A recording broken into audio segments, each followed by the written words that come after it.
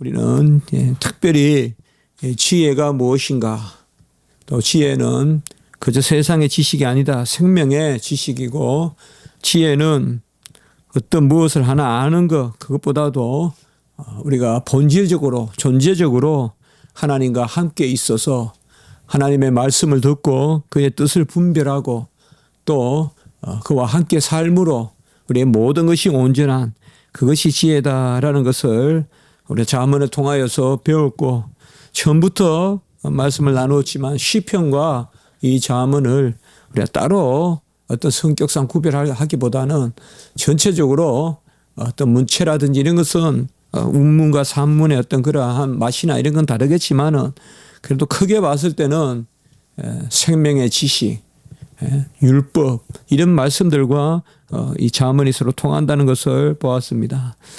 이제 31장에 보면 우리가 잠언에는 이 저자들이 지난주도 그렇고 또 그 앞에도 몇 편의 몇 장의 잠언들이 그런 부분들이 있습니다.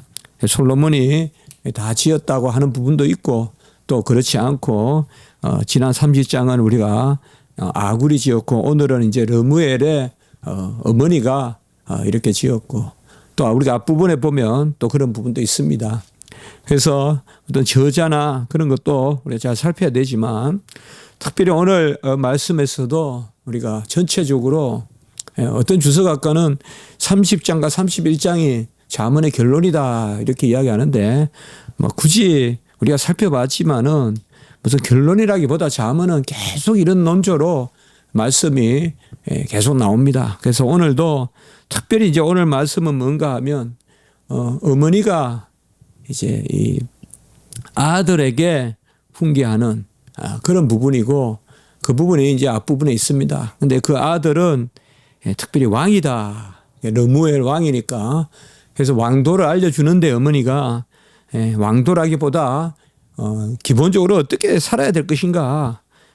그 부분에 대해서 우리가 9절까지는 그렇게 말하고 있고 10절부터 마지막 31절까지는 잠언 우리가 마지막 장이라면 벌써 현숙한 여인에 관한 말씀이 나온다 이렇게 다들 기억하고 있는데 현숙한 여인에 대해서 그렇게 말하고 있습니다. 뭐 여인들에게만 이야기했다 그게 아니라 아들에게 여인을 잘 살펴라 뭐 그런 말씀일 수도 있고 또 어떻게 보면 여자들은 이렇게 살아야 된다. 또 어떤 부도라든지 어떤 여자들의 아내로서의 도라든지 이런 것들을 이야기해 준다고도 볼 수가 있습니다. 특별히 지난 주간에도 말씀했지만 잠언에서 자녀들에게 전하는 말씀으로 이렇게 계속 진행되는 경우가 많은데 구약에서 자녀들에게 말씀을 전하는 것은 오늘날로 말하면 교회의 말씀의 선포와 다름 아니다. 사실 해당에서는 말씀을 읽고 또 성전에서 그런 일들이 있지만은 그것을 오늘날 설교라고 보기엔 좀 그렇거든요. 어떻게 보면 가르치고 선포하고 하는 일들이 선지자들이 있었지만은 일상적으로 구약시대 때는 그게 바로 토라나 이런 것들이 집에서 부모가 자녀들에게 가르치고 또 어떤 그 설명을 하고 이런 것들을 우리가 볼 수가 있습니다. 그래서 오늘 말씀도 대체로 그렇게 기록되어 있습니다. 그의 어머니가 르무엘 왕을, 르무엘이 누구냐 이 부분도 또 확실하게 누구다라고 말할 수 없습니다. 솔로몬이다라고 보는 분도 있고 이방의 왕이다라고 보는 분도 있고 경건한 여호와를 숨긴 경건한 왕이다. 뭐 세 번째가 대체로 통설이라고 하는데 세 번째 설은 어떤 뭐 역사적인 고정이라기보다 이 31장을 보니까 경건한 하나님을 섬기는 왕이었고 그리고 솔로몬은 아닐 거고 그러니까 대체로 뭐 세 번째 설은 설이라기보다 사실상 그야 우리가 누구라도 생각할 수 있는 그런 부분이고 대체로 그렇게 생각하고 있습니다. 이 르무엘에게 어머니가 하는데 이 아들을 어떻게 규정하느냐. 2절에 보면 내 아들아 내가 무엇을 말하랴 라고 해서 먼저 교훈을 아주 엄선해서 말씀하고 있는 것을 볼 수가 있습니다. 쭉 다 나열하듯이 말하는 것이 아니라 아주 귀한 교훈을 하겠다. 그리고 내 태에서 난 아들아, 그리고 서원대로 얻은 아들아라고 이렇게 말하므로 특별히 이 아들이 왕이고 이 아들이 서원대로 얻었다. 이것은 어떤 자녀가 기하여서 한나같이 서원했다고도 볼 수 있고, 아니면 특별히 오늘 이 말씀을 낳기 전부터 하나님께 약속했다. 나에게 아들을 주셔서 그 아들이 대를 이어 왕이 되면 그 왕을 이렇게 키우겠습니다. 이렇게 우리가 볼 수가 있어요. 그래서 서원대로 얻은 아들아, 내가 무엇을 말하겠냐, 무엇을 말할까라고 이렇게 말씀하고 있습니다. 언약의 계를 이어가는 하나님의 자녀들에 대한 그러한 가르침이죠. 우리가 굳이 무슨 서원이라고 안 해도 우리 믿는 가정에서의 자녀들은 다 하나님께 드림받되고 또 하나님께 올곧게 서게끔 이렇게 교육하는 것, 주의 교양과 훈계로 교육하고 그의 말씀으로 주야로 가르치는 것은 어떻게 보면 당연한 부모들이 할 도리가 아닌가 이렇게 생각을 합니다. 그래서 먼저 오늘 3절로부터 9절까지는 전체적으로 이 왕에게 직접적으로 어떻게 해라. 그래서 먼저 3절에 보면 여자들에게 힘을 쓰지 마라 이렇게 말하고 있습니다. 이걸 제일 먼저 이야기하고 있습니다. 내 힘을 여자들에게 쓰지 마라.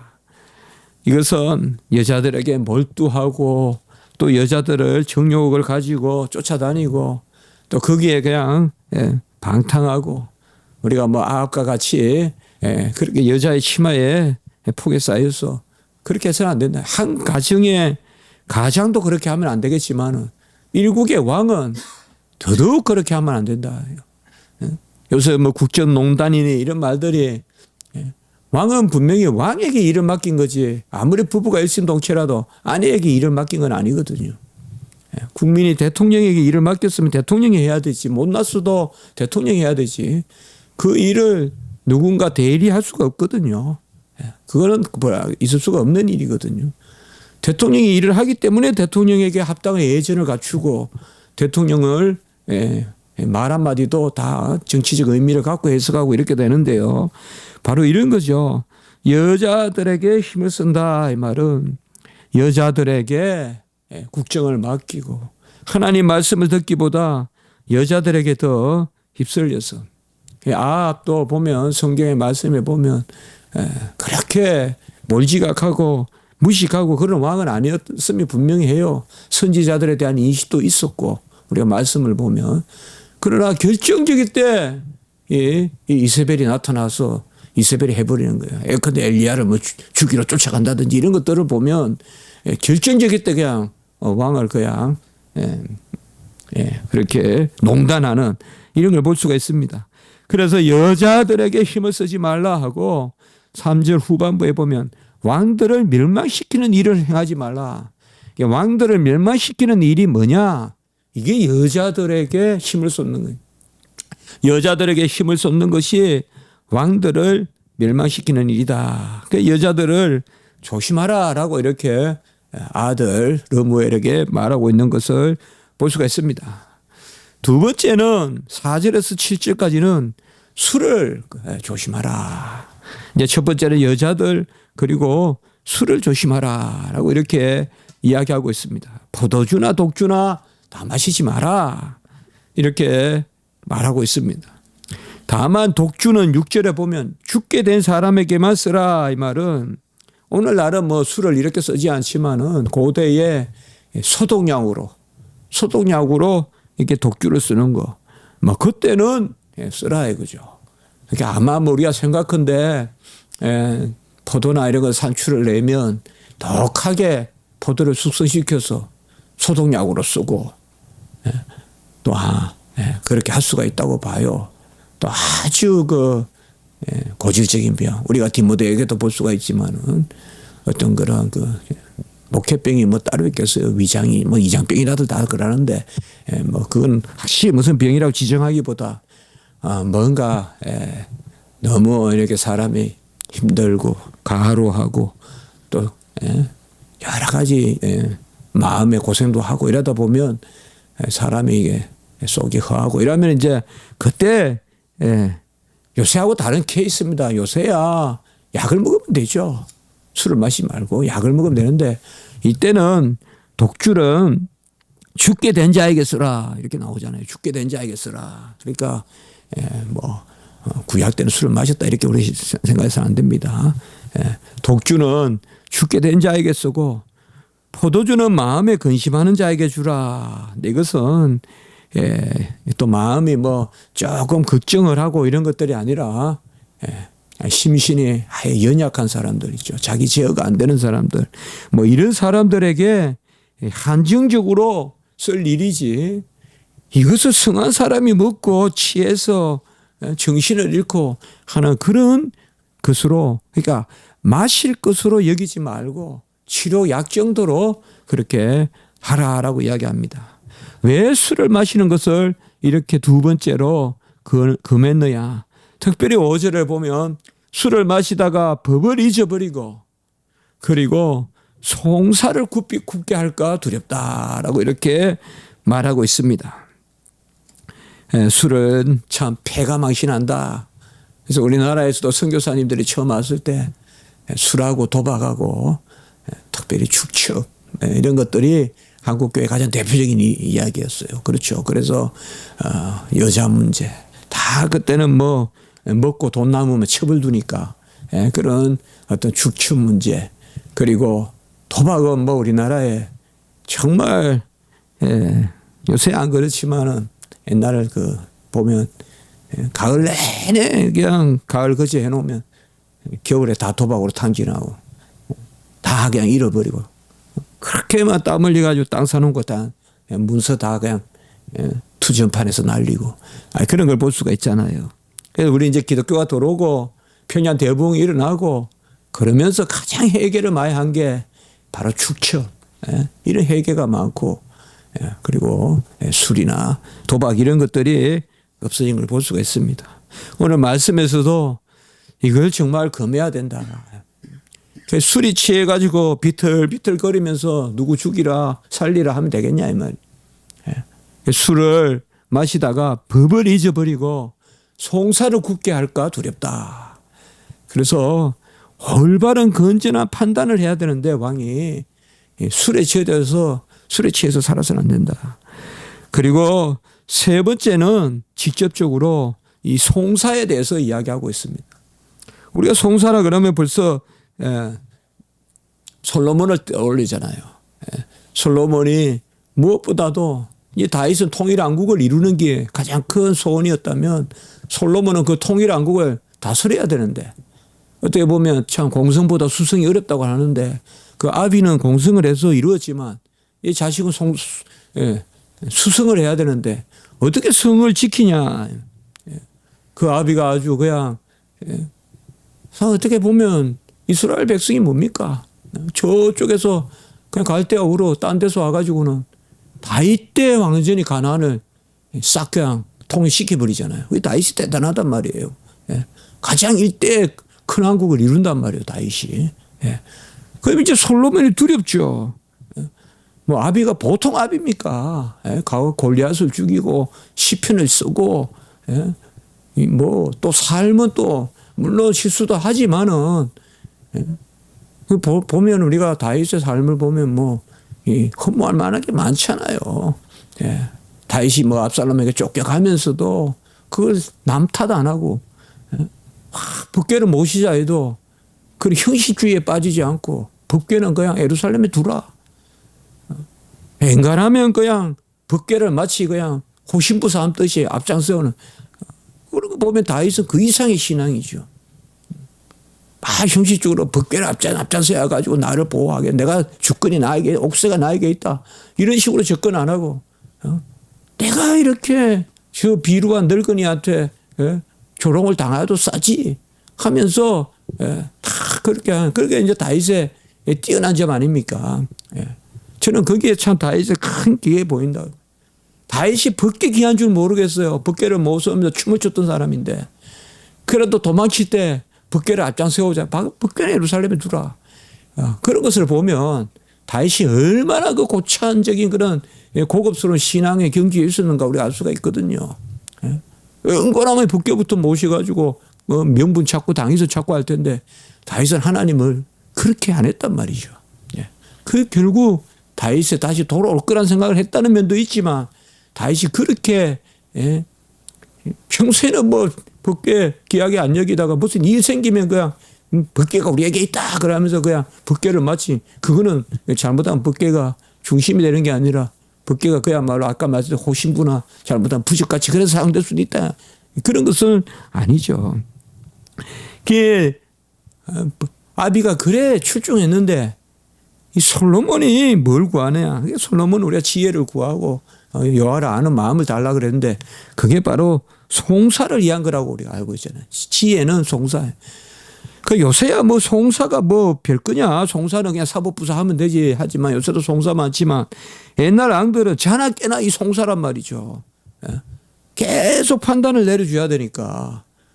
그래서 특별히 오늘 8절과 9절에 보면 송사를 하는데 우리 성경에는 항상 이 송사가 뭔가 하면 왜곡되게 송사하지 마라.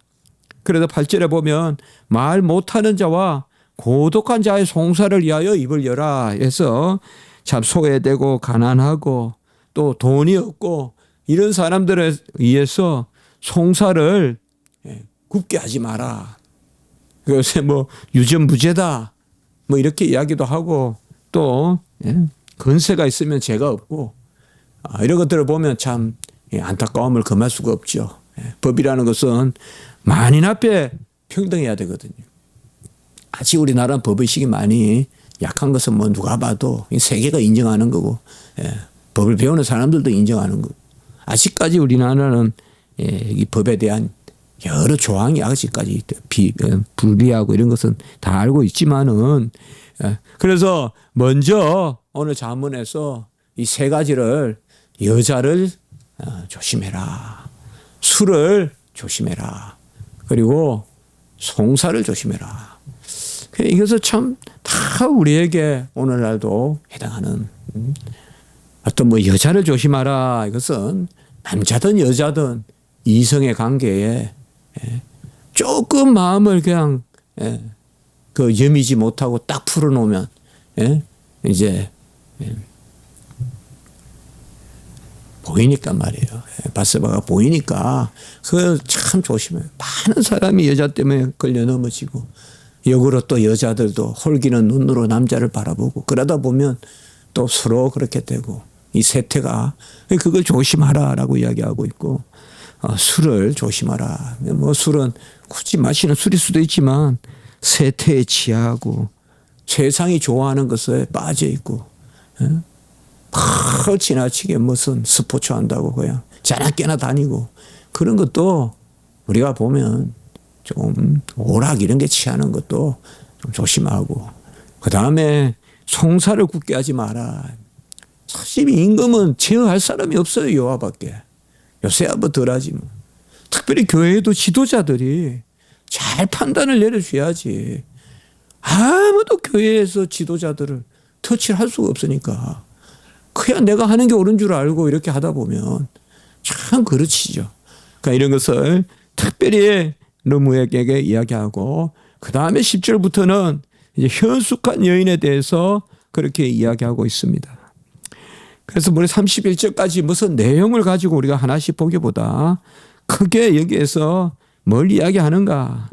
여기 10절부터 31절은 닭간체라고 해서 닭간체는 뭔가 하면 알파벳, 알렙, 벳 이렇게 나가는 김매 달래 이렇게 나가는 알파벳 순으로 이제 글자 첫 단어가 시작되는 게 닭간체라고 하거든요. 저번에 우리가 시편 119편에서 그 닭간 시편 봤듯이요. 그렇게 이게 10절부터 31절까지 그렇게 22절이 그렇게 기록되어 있습니다. 알파벳 순서로요. 먼저 10절에 보면 현숙한 여인을 찾겠느냐? 없다 이거죠. 현숙한 여인이 없는데 진주보다 귀하다. 그 값이 진주보다 더하다라고 이렇게 이야기하고 있습니다. 그러니까 현숙한 여인이 뭘까요? 그러니까 이게 이제 이걸 잘못 우리가 해석하면 이게 또 뭐 남녀 불평등이니 또 뭐 이렇게 이야기할 수 있을지 모르는데 우리는 성경의 가르침을 쫓아가야 되고 성경의 가르침대로 각각 맡은 일들을 감당하는 그것을 좀 먼저 생각해 볼 필요가 있습니다. 모든 자연에도 보면 각각의 성에게 맡겨진 고유한 영역이 있거든요. 아무래도 도끼질하는 것은 남자가 나왔고 아무래도 이렇게 세세하게 닦고 이런 거는 또 여자들이 나을 수도 있고 그거 가지고 왜 우리한테 이런 거 잡일시키고 남자들이 큰일 하느냐 그렇게 봐서는 안 된다. 장작을 팬다고 큰일이라고 여기는 그거 안 된다. 말이죠. 남자들도 역으로 그러면 왜 우리한테는 이렇게 막노동을 시키고 여자들은 고상하게 그냥 수건으로 무슨 먼지나 숨기는 그런 일을 하냐. 이런 관점에 따라 다 틀린다 이 말이죠.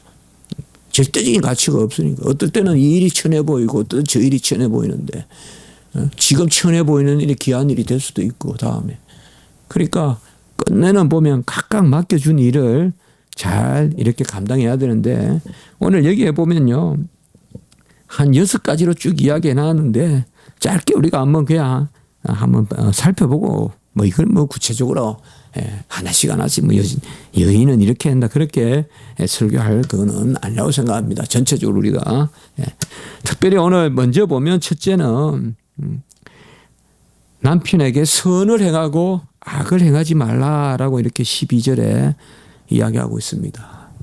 그러니까 선과 악에 대한 분별을 해서 남편에게는 선을 행하라 이렇게 이야기합니다. 그럼 선과 악을 누가 분별해 주느냐? 말할 바도 없이 하나님이 분별하죠. 그러니까 하나님이 보시기에 선하게 하라 이거죠. 어떻게 아내의 도를 남편에게 행해야 되는지 그 부도를 어떻게 행해야 되는지 아내로서 그것을 잘 헤아리라 이 말이죠. 이 기준이 없으면 이제 이상하게 되는 거예요. 이 기준이 없으면. 그래서 먼저는 오늘 12절에 선을 행하고 악을 행하지 말라라고 이렇게 이야기합니다. 요새야 뭐 아내가 아프면 내버리고 남편이 아프면 내버리고 유기도 하고 참 믿을 수 없는 세계는. 그러니까 같이 살아도 남편 먹을 거 주머니 준비해 놔야 되고 아내는 아내 먹을 거 준비하고 이렇게 산다고 하는 이야기도 들리고 그렇습니다만은 사실상 인간이 가장 양심을 가지고 우리가 선을 행하고 내 인간의 가치가 내 인간의 고상함이 무슨 뭘 하나 더 가지서가 아니라 인간이 인간다운 게 선을 행하고 살고 그렇다면 가장 먼저 지켜야 될 게 부부간의 도리라고 생각해요. 부부간의 도리예요. 남편은 아내가 얼마나 수고하고 있고 그런 어떤 조강지치고 이런 것들을 까먹으면 안 된다 이 말이죠. 남편이 아내의 그러한 노고를 까먹었고 애씀을 까먹고 무슨 큰일 하겠냐 이 말. 그런 사람이 무슨 사회사업가가 되겠으며 무슨 복지가가 되겠습니까? 아내도 마찬가지다 이 말이죠. 아내가 남편을 팽개치고 아내가 남편을 업신여기고 아내가 남편을 어떤 그러한 생계의 수단같이 여기고 그렇게 해서 안 된다 이 말이죠. 분명히 부부간에 도가 있고 그래서 선과 악을 분별해서 선을 행하는 이것이 가정의 부부간에 돌았으면 남이다 그러면서 살 게 아니라 정말 참 보면 구역질 하잖아요. 잘 살고 돈 많은 사람들이 그냥 이자료 1억 2억 더 달라 그러면서 신문이나 뉴스에 나오는 거 보면 참 추잡죠. 어찌 저 사람들이 한 몸으로 살았던 거 한때는 막 그냥 남편이 그냥 나 굶어 죽더라도 그냥 다 가져가라 하고 나올 것 같은데 또 무슨 보면 잘 살아도 말이죠. 뭐 아주 대기업의 사이라도 막 또 이혼할 때 되면 뭐 돈을 뭐 얼마를 더 달라. 그런 거 보면 좀 그래요. 부부관계. 막 이런 것들은 우리 고래의 정통은 아닌 것 같아요. 우리나라는 이런 건 아니었던 것 같아요. 이건 미국적 마인드가 많이 들어온 것 같아요. 제가 봤을 때는. 이런 거 이제 부부 별산제 같은 거 있잖아요. 저도 법에서 배우지만 좋은 의미로서는 좋은데 그게 오해돼서 남편은 남편 거, 아내는 아내 거. 남편은 남편 본 것 받으면 남편 통장, 아내는 아내 받으면 아내 통장. 그건 아니죠. 어떻게 몸이 하나인데 재산을 별산제로 그렇게 합니까, 부부가. 그거는 저는 맞지 않다고 생각해요. 어쨌든 서로 간에 선을 행하고 악을 해야 너무 포괄적인 말인 것 같아도 정말 찔리는 말 같아요. 찔리는 말. 최소한 인간으로 기본 도리를 부부간에 하라는 거죠. 배은망덕하지 말고 서로 예의 지키고 겸양 지키고 그렇게 해야 되지. 막 그냥 진 누르고 말이죠. 막 업신여기고 막 그렇게 하면 안 된다 이 말이죠. 두 번째는 아내는 열심히 가사를 돌봐라. 이런 것들이 좀 고대적인 그런 사고방식인지 몰라도 오늘 13절 이후로 계속 보면 그런 말씀이 나옵니다. 아내가 양식을 구하고 또 종도 잘 다스리고 밤에 불도 끄지 않고 일을 하고 뭐 이런 것들이 많이 나옵니다. 저는 뭐 여기에서 다른 것보다 게으르지 마라. 그런 어떤 것을 이야기하고 있습니다. 여기에 지금 현숙한 여인에 대해서 이야기하고 있으니까. 현숙한 여인은 어떤 뭐 모양새를 잘 다듬고 그런 요조숙녀, 소위 말하는 요조숙녀라기보다는 진짜 현숙한 여인은 누군가 하면 생계나 이런 것도 부지런히 손으로 일해서 살피고 뭐 이런 것을 이야기하고 있어요. 그래서 좀 더 이 뭐라 그럴까요? 오늘 여기 말씀을 보면요. 그래서 남편은 이제 바깥에 나가서 또 일을 하는 그런 이야기들 이제 여기 보면 23절에 보면 남편은 땅의 장로들과 함께 성문에 앉으며 사람들이 인정을 받는다. 이 성문에 그때 앉는다는 것이 뭔가 이 건세거든요. 그때 이 표현이 우리가 압살롬이 성문 앞에 앉았었는데 성문 앞에 앉는다는 게 건세인데 바로 이런 부분들이죠.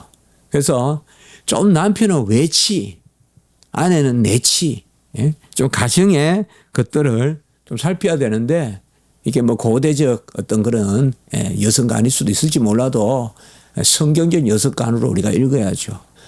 열심히 아끼고 또 부지런하고 아내가 그냥 게을러서 사치하고 아내가 그저 쓰기만 하고 있죠. 그건 안 좋다는 거죠. 그건 성경이.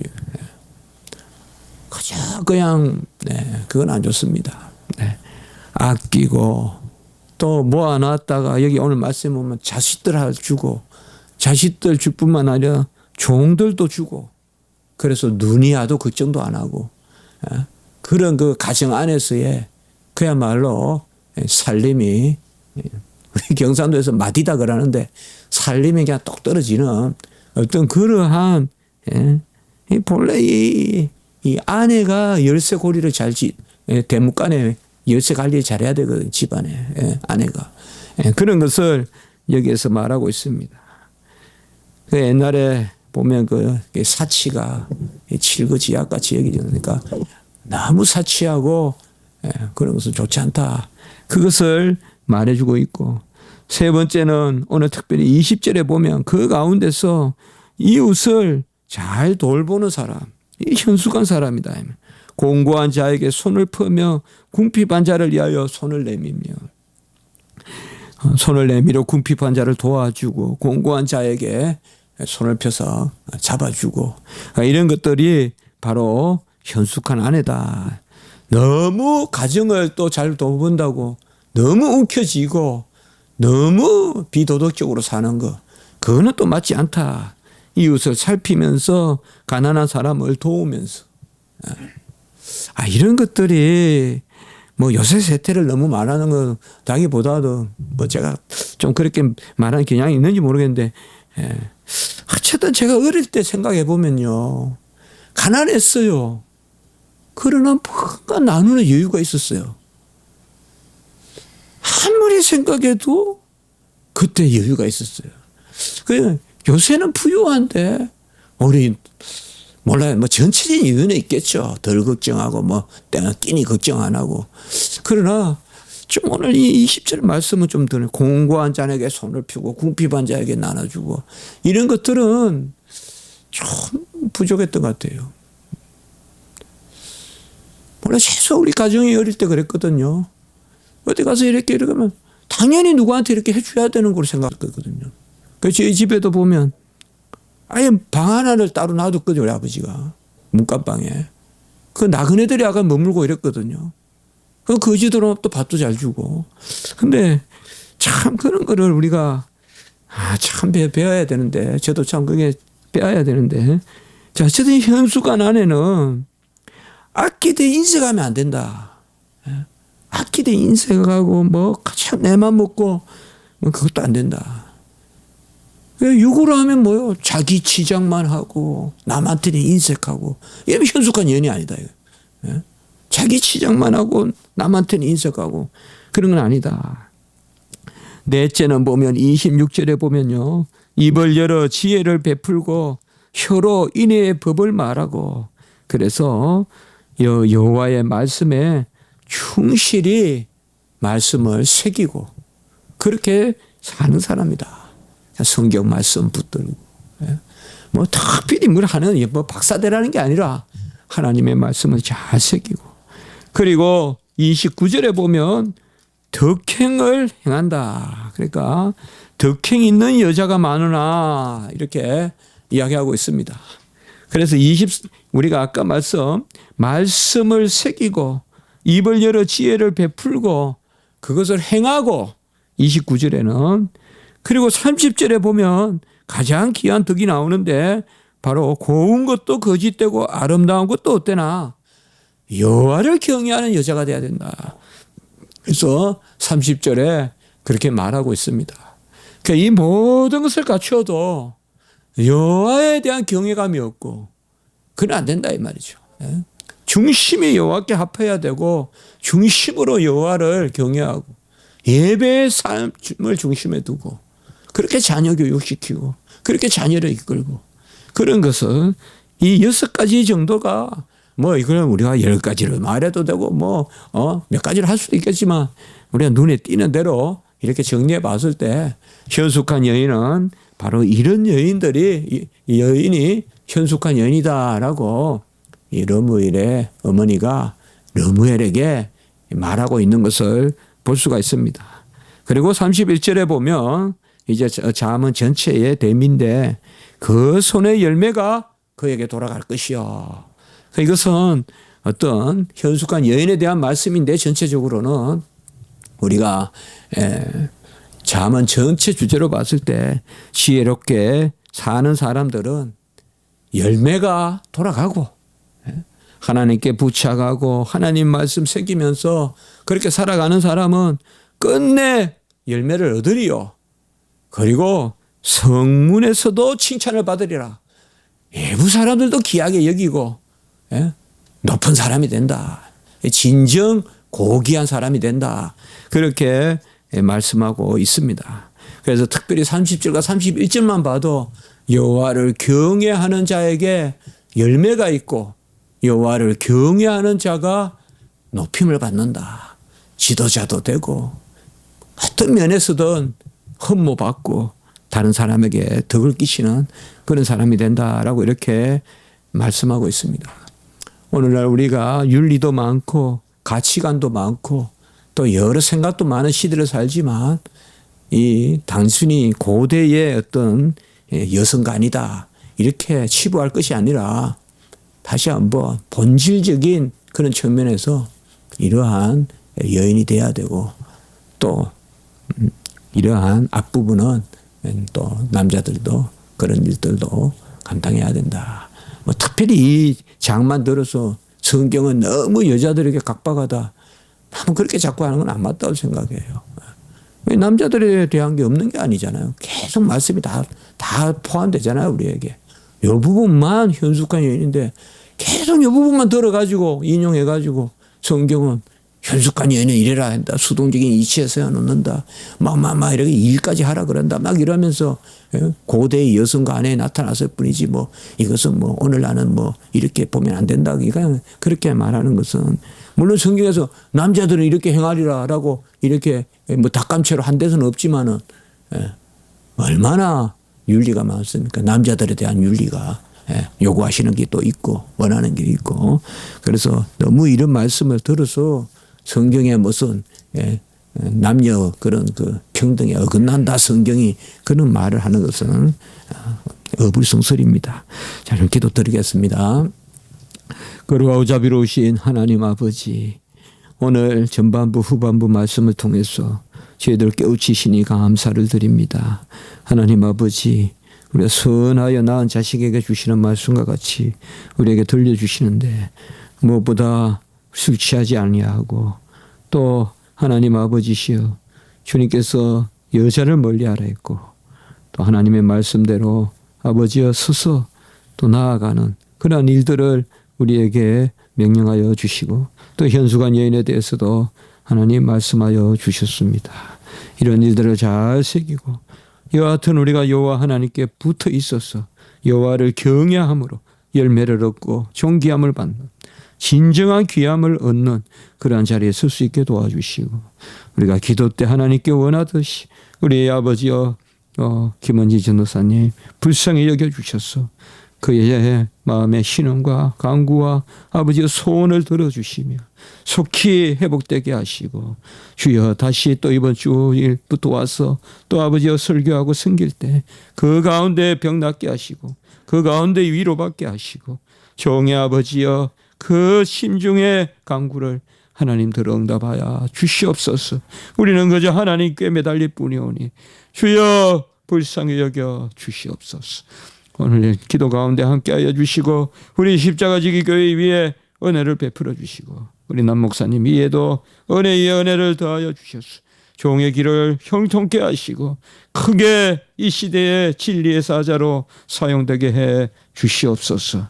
구주 예수 그리스도 이름으로 감사하며 기도드리옵나이다. 아멘.